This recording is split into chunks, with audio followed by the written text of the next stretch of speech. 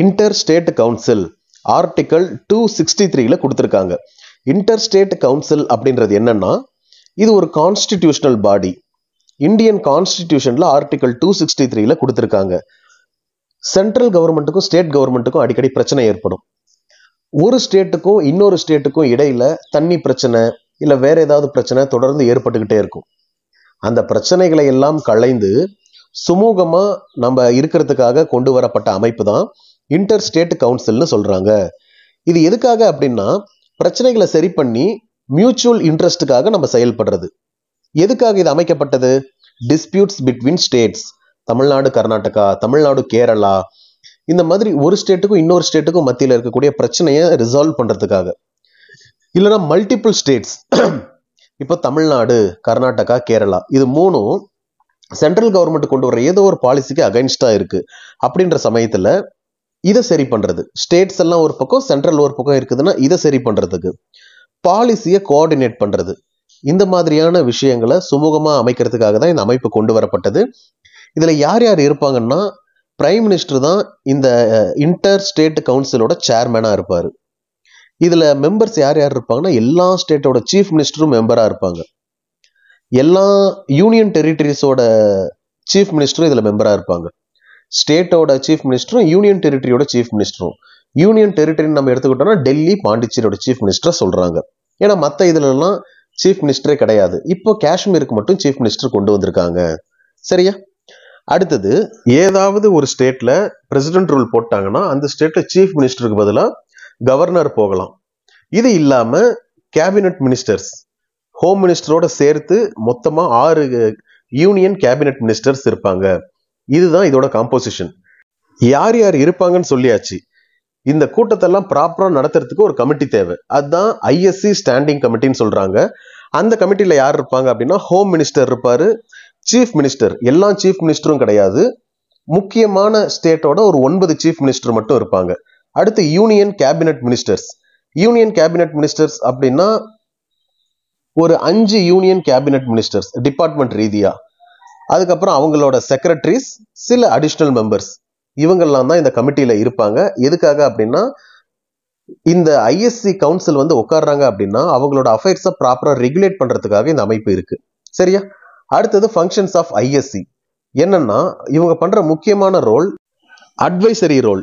Central state ரிலேட்டடான பிரச்சனைக்கு இந்த இன்டர்ஸ்டேட் ரிலேஷன்ஸ் இவங்க ஒன்று கூடி அட்வைசரி ரோல் கொடுக்குறாங்க கவர்மெண்ட்டுக்கு. இவங்க அட்வைஸ் பண்ணலாம், ஆனாலும் அதை கவர்மெண்ட் ஏத்துக்கிறது கிடையாது. அது ஒரு பிரச்சனையும் இருக்குது. அடுத்தது complementary to the supreme court. Supreme கோர்ட்ல தான் ஒரு பிரச்சனைக்கு தீர்வு காண முடியும். ஒரு ஸ்டேட்டுக்கும் இன்னொரு ஸ்டேட்டுக்கும் பிரச்சனை அப்படின்னா அது சுப்ரீம் கோர்ட்ல தான் போய் கையாள முடியும். சென்ட்ரல் கவர்மெண்ட்டுக்கும் ஸ்டேட் கவர்மெண்ட்டுக்கும் பிரச்சனைனா சுப்ரீம் கோர்ட் தான் தலையிடும். ஆனா இந்த ஐஎஸ்சி இருக்கிறதுனால சுப்ரீம் கோர்ட் போகணுன்ற அவசியமே இல்லை. ஆர்டிகல் 131க்கு கீழே இவங்களே அந்த பிரச்சனையை சுமூகமா முடிச்சுக்கிறாங்க. சரியா? இந்த மெக்கானிசமும் இருக்கு. ஆனா இதுல என்ன ஒரு பிரச்சனைனா, இதுல ஒரு விஷயத்த பண்ணுன்னு சொல்லி சொன்னா கவர்மெண்ட் பண்ண தயங்குறாங்க, யோசிக்கிறாங்க. ஆனா சுப்ரீம் கோர்ட் வந்து சொல்லிட்டா கண்டிப்பா அதை பண்ணிதான் ஆகணும். ஆனா இவங்களுக்குள்ளேயே பேசி முடிவெடுத்தா சிலர் அதை ஏத்துக்கிறதும் இல்லை. சிக்னிபிகன்ஸ் ஆஃப் ஐஎஸ்சி, இதுல வந்து கான்ஸ்டிடியூஷனல் பேக்கிங் இருக்கு. ஏன்னா இது வந்து ஒரு கான்ஸ்டிடியூஷனல் பாடி அப்படின்றதுனால அபிஷியலான ஸ்டேட்டஸ் இதுக்கு இருக்கு. அதனால ஒவ்வொரு ஸ்டேட் சிஎம்மும் பிரைம் மினிஸ்டரும் இது ஒரு கான்ஸ்டிடியூஷனல் பாடி அப்படின்றதுனால அவங்களா வந்து பங்கேற்கிறாங்க. ஒரு பிரச்சனை அப்படின்னா எல்லாரும் ஒன்னா சேர்ந்து இந்த பிரச்சனையை ரிசால்வ் பண்றாங்க வேரியஸ் லெவல்ஸ் ஆஃப் கவர்மெண்ட்ல.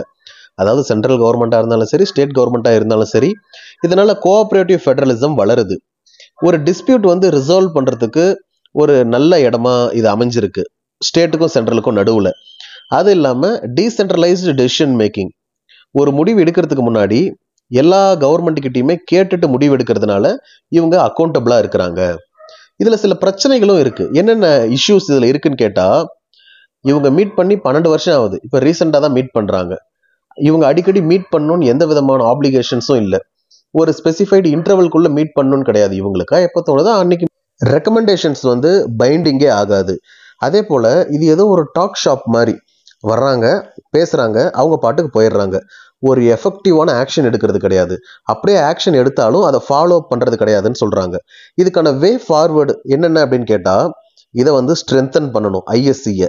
அது மட்டும் இல்லாமல் மீட்டிங்ஸ் வந்து ஃப்ரீக்வெண்ட்டாக நடத்தணும், வருஷத்துக்கு ஒரு 3 முறையாவது நடத்தணும். அதே போல் கிரேட்டர் ஃபங்க்ஷனுக்கு எம்பவர் பண்ணணும். ஒரு சில விஷயம் ரொம்ப பாதிப்பு ஏற்படுத்துது அப்படின்னா அதை ப்ராப்பராக இன்வெஸ்டிகேட் பண்ணணும். சர்க்காரியா கமிஷனும் இதை தான் சொல்கிறாங்க. ப்ரொஃபஷனல் செக்ரட்டரியேட், ஒரு செக்ரட்டரியேட் அமைச்சு யூஎன்ஓல எப்படி இருக்கு, எல்லா நாடுகளும் அங்கே போய் கேட்குறாங்க, அதுக்கான ஒரு செக்ரட்டரியேட் மாதிரி இருக்கு. அதே போல் இதுக்கும் ஒரு செக்ரட்டரியேட் அமைச்சு என்ன வேலை நம்ம வச்சுருக்கோம், அடுத்து என்ன நம்ம பண்ணணும், சொன்ன வேலை என்ன ஆச்சுன்னு ஃபாலோ பண்ணுறதுலேருந்து ப்ராப்பராக பண்ணுறதுக்கு ஒரு ப்ரொஃபஷனல் செக்ரட்டரியேட் வேணும். அது இல்லாமல் பப்ளிக் பார்ட்டிசிபேஷன், இருக்கக்கூடிய சிஎம் மினிஸ்டர்ஸ் மட்டும் இல்லாமல் பப்ளிக் சில பேர் வந்து சிவில் சொசைட்டியில் ஆக்டிவாக இருப்பாங்க, அவங்களையும் டிஸ்கஸ் பண்ண கூப்பிட்டு அவங்களுக்கு ஒரு வாய்ப்பு கொடுக்கலாம், இன்னும் நல்லா இருக்குன்னு சொல்கிறாங்க. இதுதான் இன்டர் ஸ்டேட் கவுன்சில்.